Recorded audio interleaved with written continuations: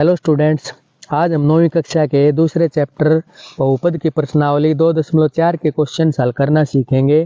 Questions मैंने पहले ही solve कर लिए थे ताकि वीडियो ज़्यादा लंबा ना हो और कम समय में ज़्यादा काम हो सके। तो आइए शुरू करते हैं। इसका जो पहला क्वेश्चन है, उपयुक्त स्रोत समीकरणों को प्रयोग करके निम्नलिखित गुणनफल ज्ञात कीजिए। तो ये इसका पहला पार्ट दे रखा है, x जमा 4 इंटू एक्स जमा 10 है। तो जो इस प्रकार की जो स्टेटमेंट होती है, इस प्रकार के क्वेश्चन में स्रोत समीकरण लगती है x जमा ए इंटू एक्स जमा बी बराबर एक्स की 2 जमा ए जमा बी इंटू एक्स और जमा ए गुणा बी। तो इसमें हम इस स्रोत समीकरण के साथ इसकी तुलना कर लेते हैं और इसके अनुसार इसको हल कर देते हैं।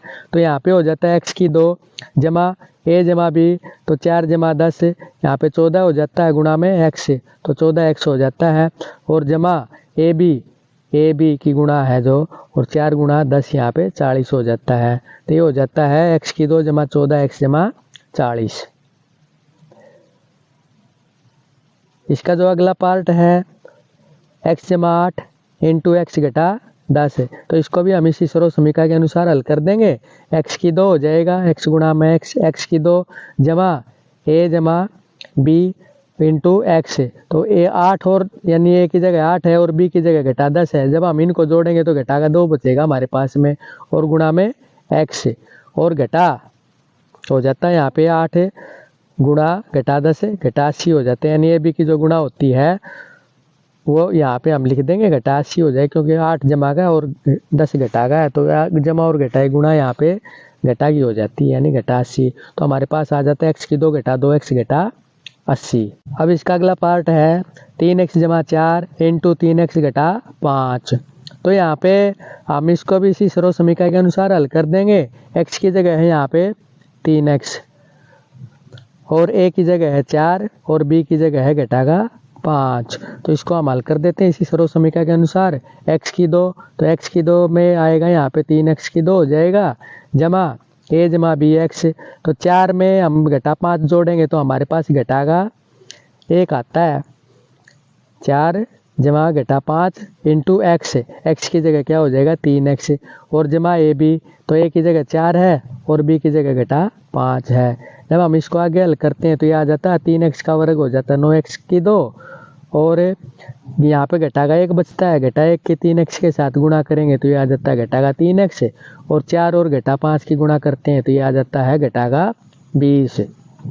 तो ये आ जाता है हमारे पास में 9x की 2 घटा 3x घटा 20। अब इसका अगला पार्ट है y की 2 जमा 3/2 इंटू y की 2 घटा 3/2। तो यहाँ पे a और b के जो मान है यहाँ पे समान है, a और b के मान यहाँ पे समान है। तो इसके लिए हमें इस सूत्र, अगर a और b के मान अलग अलग होते तो हम ये सूत्र लगा देते, x जमा a इंटू एक्स जमा b बराबर x की 2 जमा a जमा b x और जमा a b। लेकिन यहाँ पे a और b के मान समान है तो हम यहाँ पे क्या करेंगे, ये दूसरा सूत्र इसके लिए लगा देते हैं, a जमा b इंटू a घटा b वाला। तो ये होता है a की 2 घटा b की 2 के बराबर। तो a की जगह पे यहाँ पे है y की 2 का वर्ग करेंगे तो ये हो जाता है y की 4 और घटा b की 2 और b की जगह है 3/2, b की 2 का वर्ग करेंगे तो यहाँ पे हो जाता है 9/4। तो हमारे पास आ जाता है y की 2 जमा 3/2 इंटू y की 2 घटा 3/2 बराबर y की 4 घटा 9/4। इसका जो अगला पार्ट है ये भी इसी स्रोत समीकरण से हो जाएगा। a घटा b इंटू a जमा b यानी a की 2 घटा b की 2 के बराबर होता है। ये a की जगह है 3 तो 3 का वर्ग हो जाता है घटा b की 2, b की जगह क्या है यहाँ पे 2x है, तो 2x का वर्ग करेंगे तो ये आ जाता है हमारे पास में 9 घटा 4x की 2 के बराबर।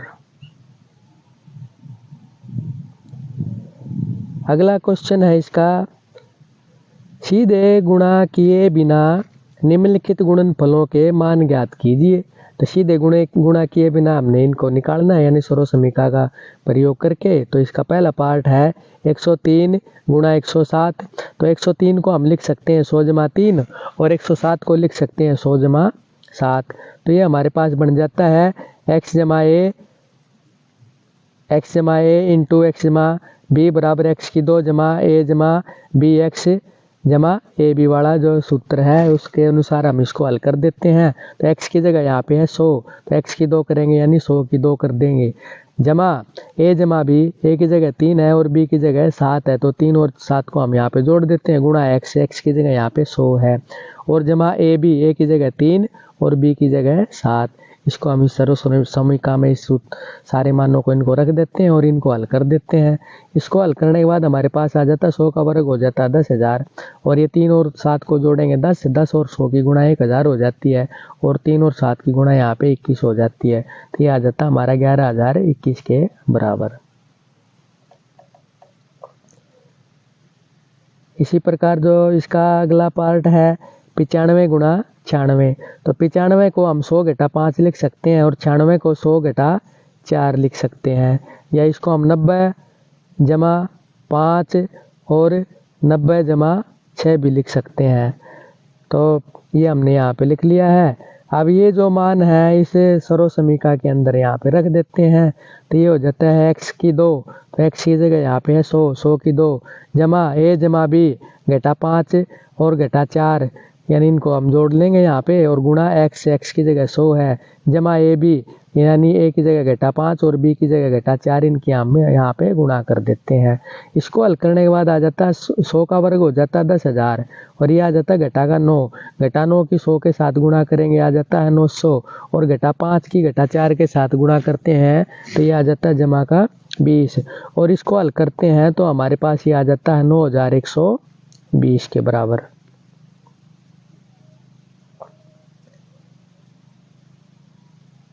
इसका जो अगला पार्ट है वो भी सेम इसी सर्व समीकरण के अनुसार हल हो जाएगा।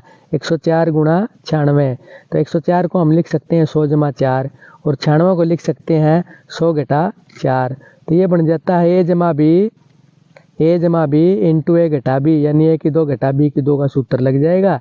ए की जगह यहाँ पे है 100 की 2 घटा बी की जगह 4 की 2, और 100 का वर्ग करेंगे तो ये आ जाता है 10,000, और 4 का वर्ग हो जाता है 16, और इसको हल करते हैं 10,000 में से 16 घटाते हैं तो हमारे पास आ जाता है 9,984, यानी ए की 2 घटा बी की 2 का जो हमारा ये सूत्र है ए जमा बी इंटू ए घटा बी बराबर ए की 2 घटा बी की 2, इस सूत्र के अनुसार हम इसको हल कर देते हैं।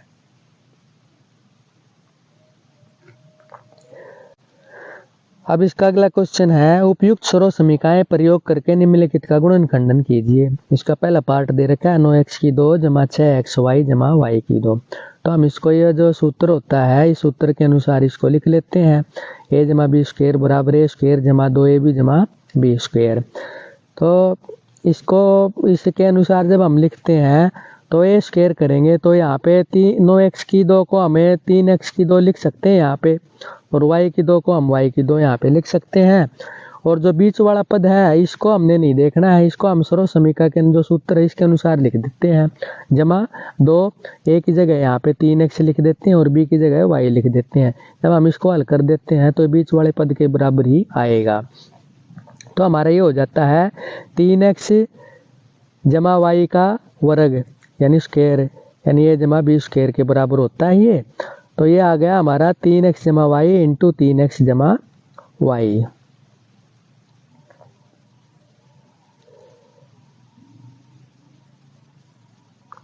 अब जो इसका अगला पार्ट है 4y की 2 घटा 4y जमा 1, इसको भी हम इसी प्रकार से हल कर लेते हैं। तो ये हो जाएगा हमारा a घटा b का जो सूत्र होता है घटा b का वर्ग, उसके अनुसार हम इसको हल कर लेते हैं कि 2 घटा 2ab जमा b की 2 के अनुसार। और इसको जब हम इस सूत्र के अनुसार लिखते हैं तो जैसे हमने पहले पार्ट में किया था सेम उसी प्रकार से ये हो जाएगा। 4y की 2 को हम लिख सकते हैं 2y की 2, 1 को लिख सकते हैं हम 1 की 2, और बीच वाले पद को हमने यहाँ पे देखना नहीं है, इसको हमने सर्व समीकरण के अनुसार लिख लेना है। घटा 2 और a की जगह यहाँ पे क्या है 2y और b की जगह क्या है 1, तो ये हमारे पास सूत्र बन जाता है 2y घटा 1 का वर्ग, और इसको हम 2 बार यानी खोल के इसको लिख देते हैं 2y घटा 1 इंटू 2y घटा 1, यानी 2y घटा 1 के वर्ग को हम इस प्रकार से लिख सकते हैं।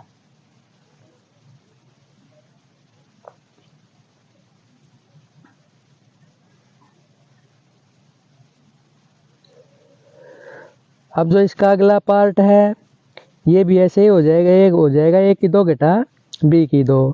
तो यहाँ पे इसको तो हमें ऐसे कैसे लिख लिए स्टेटमेंट है, और इसको y की 2 बटे 100 को हम लिख सकते हैं यहाँ पे y बटे 10 का वर्ग ऐसे लिख सकते हैं, x की 2 घटा y बटे 10 का वर्ग ऐसे होगा ये।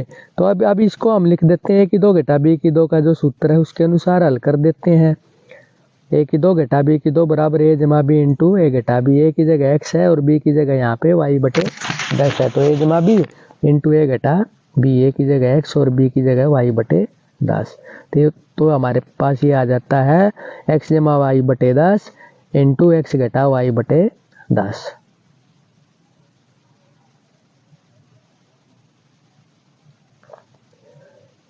अगला जो इसका क्वेश्चन है, उपयुक्त सर्व समीकरणों का प्रयोग करके निम्नलिखित में से प्रत्येक का प्रसार कीजिए। तो इसका जो पहला पार्ट दे रखा है x जमा 2y जमा 4z, इसका हमने वर्ग निकालना है।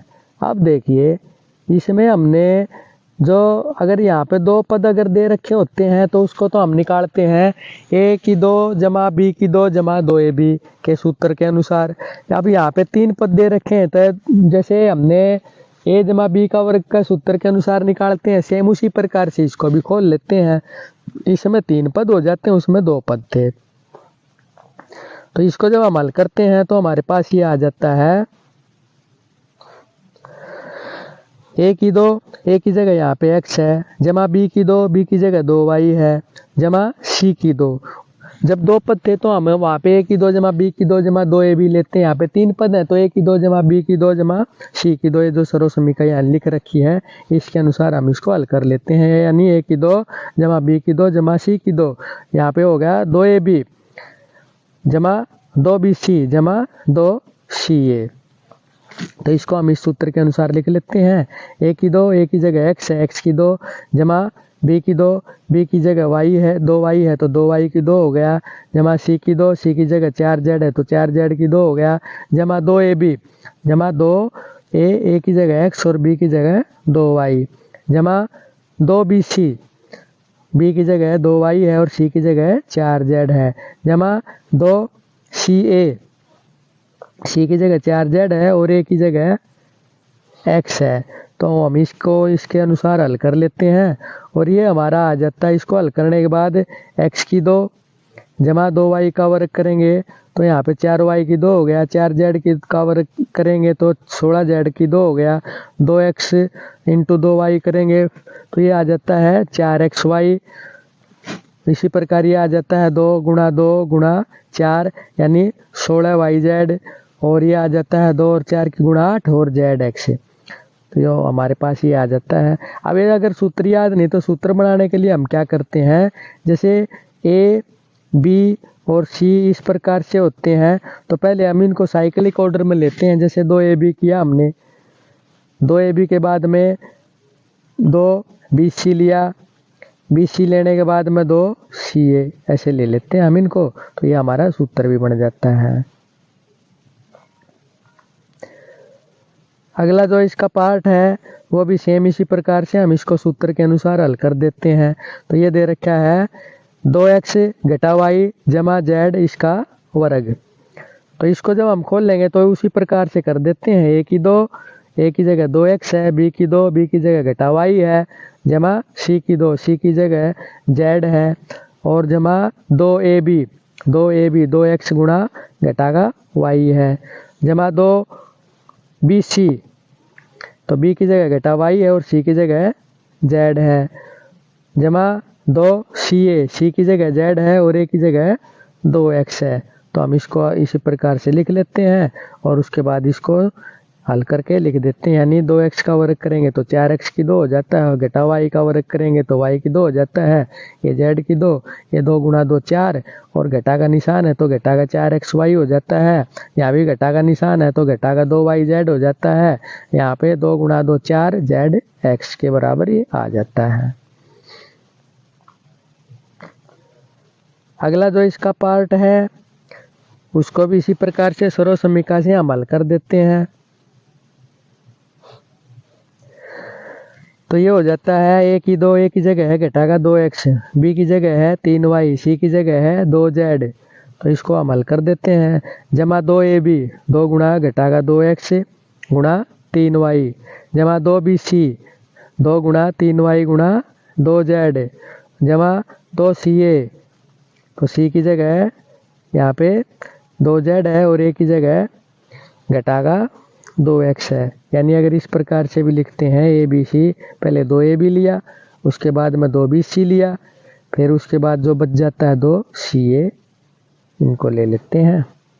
तो इसको जब हम खोल के लिखते हैं तो ये आ जाता है घटा 2x का वर्ग आ जाता है 4x की 2, 4x का वर्ग है, और 3y का वर्ग आ जाता है 9y की 2, और 2z का वर्ग आ जाता है 4z की 2, और 2 गुणा 2 4 3 12, 4 और 3 गुणा 12 हो जाती है, और घटा का निशान, तो घटा का 12x y, और यहाँ आ जाता है 2 गुणा 3 गुणा 2 यानी 12 और y z, और यहाँ आ जाता है 2 गुणा 2 4, 4 गुणा घटा 2 घटा का 8 और zx।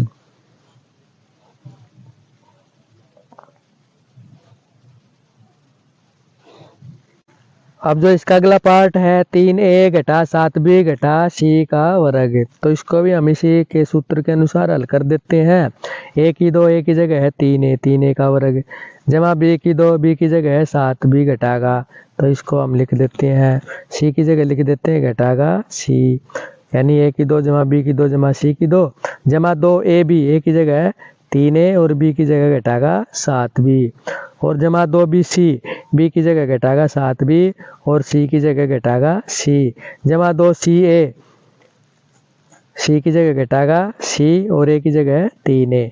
जब हम इसको हल करते हैं तो ये आ जाता है हमारे पास में 3a का वर्ग करेंगे 9a की 2 आ जाता है, घटा 7b का वर्ग करेंगे 49b की 2 आ जाता है, घटा c का वर्ग करेंगे तो c की 2 हो जाता है, और ये 2 और 3 की गुणा हो जाती 6, और 6 और घटा 7 की गुणा आ जाती घटा का 42 ab, और जमा यानी घटा 7 और 2 की गुणा हो जाएगी घटा का 14, और घटा का c के साथ गुणा हो गई है घटा का, यानी जमा का 14bc आ जाता है। 2 घटा के निशान गुणा में होते हैं, जमा का निशान आ जाता है, और इसी प्रकार ये आ जाता है घटा का 2 और 3 की गुणा होगी 6ca। तो हमारे पास ये आ जाता है 9a की 2 जमा 49b की 2 जमा c की 2 घटा 42ab जमा 14bc और घटा का 6ca। अब इसका अगला क्वेश्चन है घटा 2x जमा 5y घटा 3z और इसका वर्ग, तो हम इसको सूत्र के अनुसार लिख लेते हैं। a की 2 a की जगह है घटा का 2x, जमा b की 2 b की जगह है जमा का 5y, और जमा c की 2 c की जगह है घटा का 3z, तो c की 2 हो जाता है, जमा 2ab जमा 2ab, तो a की जगह है घटा का 2x और b की जगह है 5y, घटा 2x और 5y। इसी प्रकार 2bc, तो b की जगह है 5y और c की जगह है घटा का 3z, जमा 2ca, तो c की जगह है घटा का 3z और a की जगह है घटा 2x। अब हम इसको आगे हल कर लेते हैं। घटा 2x का जो वर्ग होगा ये क्या होगा, जमा का 4x की 2 हो जाता है, और 5y का वर्ग करते हैं तो ये 25y की 2 हो जाता है, घटा 3z का वर्ग करते हैं तो ये जमा का 9z की 2 हो जाता है, और इसी प्रकार 2 और घटा 2 और 5 की जब गुणा करते हैं तो ये 20 आ जाता है, और एक घटा का निशान इसके साथ में x y, और इसी प्रकार 2 और 5 की गुणा 10 और 10 और 3 घटा 3 की गुणा घटा का 30 हो जाती है, और y और z इसके साथ में गुणा में आ जाते हैं, और इसी प्रकार 2 और घटा 3 की गुणा होती है घटा का 6, और घटा 6 और घटा 2 गुणा जमा का 12 हो जाती है, क्योंकि 2 घटा के निशान अगर गुणा में है तो जमा की संख्या आ जाती है, और zx इसके साथ में। तब हमारे पास इसको हल करने के बाद ये आ जाता है 4x की 2 जमा 25y की 2 जमा 9z की 2 घटा 20xy और घटा 30yz और जमा 12zx। अगला जो इसका पार्ट है उसको भी हम इसी प्रकार से सूत्र के अनुसार हल कर देते हैं। a की 2 a की जगह क्या है यहाँ पे 1/4 है, b की 2 b की जगह क्या है घटागा 1/2b, c की जगह क्या है 1 तो c की 2, यानी a की 2 जमा b की 2 जमा c की 2, जमा 2ab जमा 2 और ए दो क्या है सूत्र में है ये, और ए की जगह क्या हो गया 1/4a और बी की जगह घटागा 1/2b। इसी प्रकार जमा 2bc जमा 2 बी की जगह घटा 1/2b और सी की जगह 1 और जमा 2ca जमा 2ca सी की जगह 1 और ए की जगह 1/4a। जब हम इसको हल करते हैं तो ये आ जाता है हमारे पास में 1/4a का वर्ग करेंगे तो 1/16 a की 2 आ जाता है, घटा 1/2 b का वर्ग करेंगे तो जमा का, क्योंकि घटा का वर्ग जमा होता है तो जमा का 1/4 b की 2 हो जाता है, 1 का वर्ग करेंगे 1 आ जाता है। इसको हल करते हैं 2 से 2 कैंसिल हो जाता है तो ये आ जाता है घटा का 1/4 ab। इसको हल करते हैं 2 से 2 ये कैंसिल हो जाता है तो और b और 1 की गुणा यहाँ पे घटागा b आ जाते हैं, यानी घटागा b बच जाता नहीं, यहाँ पे घटा b और 1 की गुणा घटागा b। और इसी प्रकार 2 से ये कैंसिल हो जाता, नीचे 2 से भाग करेंगे, 2 से इसको भाग करेंगे तो ये आ जाता है 1/2 a के बराबर। तो हमारे पास ये आ गया 1/16 a की 2 जमा 1/4 b की 2 जमा 1 घटा 1/4 a b घटा b और जमा 1/2 a।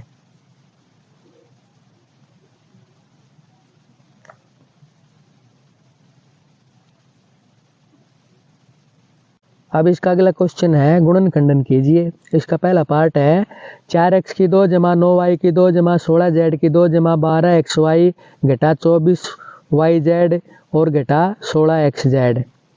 तो हम इसको लिख लेते हैं यहाँ पे। अब देखिए इसमें हम क्या करते हैं, ये जो घटा वाला जो पद है, दोनों जो घटा वाले पद हैं इनमें हम एक चीज नोट करते हैं कि घटा वाला पद है जो इनमें कॉमन क्या है, कॉमन है यहाँ पे z, यानी चर देखना हमने, तो चर है ना यहाँ पे z है कॉमन दोनों के अंदर। तो हमने जो z वाला पद है उसको घटा कर लेना है, तो इसको हम सूत्र के अनुसार यहाँ पे लिख लेंगे। तो ये हो जाता है 4x की 2 को लिख सकते हैं हम यहाँ पे 2x की 2, 9y की 2 को लिख सकते हैं 3y की 2, 16z की 2 को लिख सकते हैं 4z की 2। लेकिन यहाँ पे घटा वाले पदों में z कॉमन है, तो इसका मतलब हम z जो z वाला पद है यहाँ पे इसको 4z को घटाकर 4z लिख लेते हैं। उसके बाद में जमा सूत्र के अनुसार लिख लेंगे, जमा 2a की जगह 2x और b की जगह 3y। इनको हमने बाद में नहीं देखना, इनकी तरफ नहीं ध्यान देना है कि यह क्या लिख रखा है, बस इसके अनुसार हमें सूत्र के अनुसार इसको लिखते चले जाते हैं। जमा 2ab जमा 2bc b की जगह 3y c की जगह घटागा 4z जमा 2ca जमा 2ca c की जगह घटागा 4z a की जगह 2x। जब हम इनको हल करते हैं, ये जो हमने ये लिखे हैं 2ab 2bc 2ca, तो ये इन्हीं के बराबर आएंगे। जैसे हम इसकी पड़ताल भी करके देख लेते हैं, जैसे 2 गुणा 2 4, 4 और 3 की गुणा करेंगे 12xy आ जाता है, 2 और 3 की गुणा 6, 6 और घटा 4 की गुणा घटागा 24yz आ जाता है ये।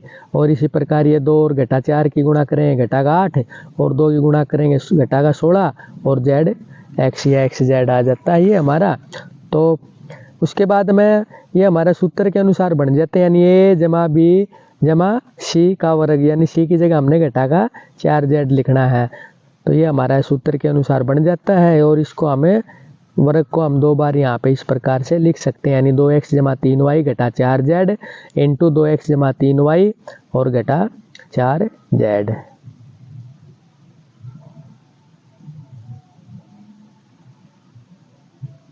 अब इसका अगला पार्ट है 2x की 2 जमा y की 2 जमा 8z की 2 घटा 2 वर्गमूल 2xy जमा 4 वर्गमूल 2yz और घटा 8xz। तो इसको भी हम इसी प्रकार से हल कर लेंगे। यहाँ पे सबसे पहले जो घटा वाले पद हैं उनमें हम ये देखते हैं कि कॉमन क्या है, इनके अंदर क्या साथ जला है। तो यहाँ पे है x है जो दोनों के अंदर है, तो x वाले पद को हम यहाँ पे घटा कर लेंगे। तो हमारे पास ये आ जाता है, इसको जब हम हल करते हैं तो 2x की 2 को हम लिख सकते हैं वर्गमूल 2x, यानी 2x की 2 को हम वर्गमूल 2x लिख सकते हैं और इसका वर्ग हो जाएगा, यानी वर्गमूल 2x का वर्ग। अब यहाँ पे जो घटा वाले पदों में जो है x कॉमन है, तो x वाला पद हमने यहाँ पे घटा कर लिया है। उसके बाद में y की 2 को y की 2 हम लिख सकते हैं और 8z की 2 को हम वर्गमूल 8 यानी वर्गमूल 8z इसकी 2 हम लिख सकते हैं। और वर्गमूल 8 होता है 4 गुणा 2, यानी अंदर अगर हम इसके लिखते हैं 4 गुणा 2 और 4 का वर्गमूल यहाँ पे 2 बाहर आ जाता है, तो ये हो जाता है 2 वर्गमूल 2 और z इसके साथ में।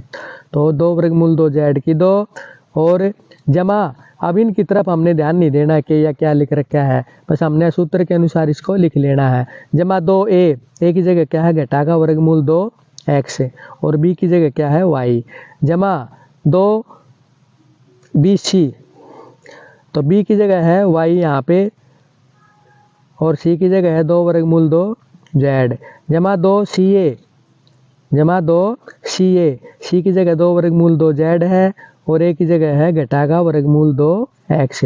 जब हम इसको हल करते हैं तो ये इसी के बराबर आएगा, इनके गुणनफल के बराबर।